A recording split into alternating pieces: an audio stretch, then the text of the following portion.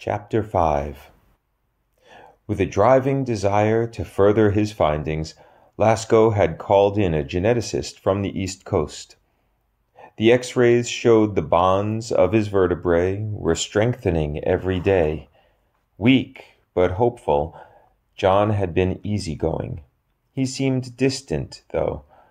Whenever Jean would talk about investment possibilities, she would start discussing what their options were for stocks, commodities, and real estate, and his eyes would glaze over.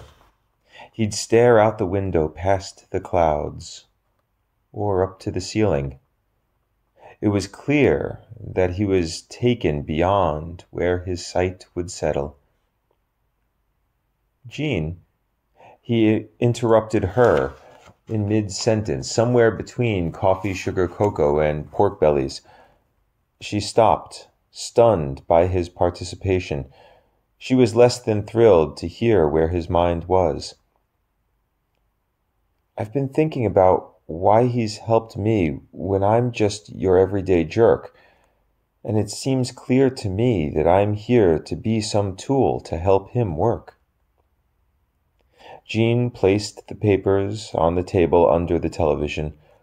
What kind of work do you think he has in store for you? I don't know yet. But when I do, I'll have to get the money to be able to do it. Do you think he'll need the whole lump sum? I'm unsure of what I'll need, or when I'll complete the deed.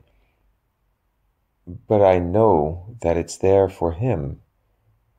He looked out the window. She sighed. Honey. No response. She took off her shoes and slid next to him on the bed. She cupped his chin and turned his face towards her. Honey. The glaze faded from his eyes. I don't want to take away from what has happened here. I believe that God has helped us in ways unimaginable. I think if we're going to work for the big guy, the best way is getting level-headed folks like us into a position of power in the world. If we do it right, we could build that settlement into something our great-grandchildren could live off of. And think of our kids. When the time comes, we'll be able to give them every opportunity that we never had. She caressed his face. That's the best way to serve God, I feel. To give the world kindness through our generosity and children. John smiled. God's already let me know that there ain't going to be a world for our kids to grow up in, unless I do the job he's giving me. She leaned back from his still smiling face. You mean to tell me you've been given a glimpse of Armageddon? Not a glimpse. I've watched the whole thing over and over again. She noticed his eyes regain a charm that she had not seen since before the accident. Let me tell you, it makes Gandhi seem like a Bugs Bunny cartoon. You could put that epic alongside Scarlett O'Hara's Chronicles for a double feature, Gandhi with the Wind, and it wouldn't be 1/10 of what I've been allowed to witness. And baby, it ain't pretty. What happened to your fire of human souls theory? She was referring to John's past comments on the impending doom of the year 2000. Having heard that the Great Fire was going to come down and toast humans into crispy critters, John preferred to think that the fire inside humans was going to expand beyond their bodies and change the world to something never before seen. Hence, the end of the world as we know it and the beginning of the new earth. Such romantics are the poets of the late 20th century. That still can happen, but first there must be a conflict to tame that fire.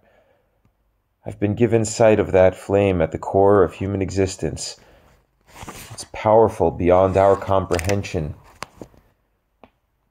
Only by my use of it will I be able to walk again. I thought God was helping you with that. He showed me the tools needed, but it's my fire I'm using to heal myself. That's not all, Jean. Once I've been healed completely, I'll be able to project it onto others who desperately need it. Sounds like I'm married to the Messiah. His smile faded. I'm no savior. I just have a job to do. So did Jesus. What am I supposed to do if you wind up hanging from a cross? What would be the fate of the martyr's wife? It won't come to that, he said, none too comforting. She continued looking at him as he stared out the window. She put her ear to his chest and heard the familiar thumping of his heart. Something beyond our comprehension is coming down, and all we can do is wait.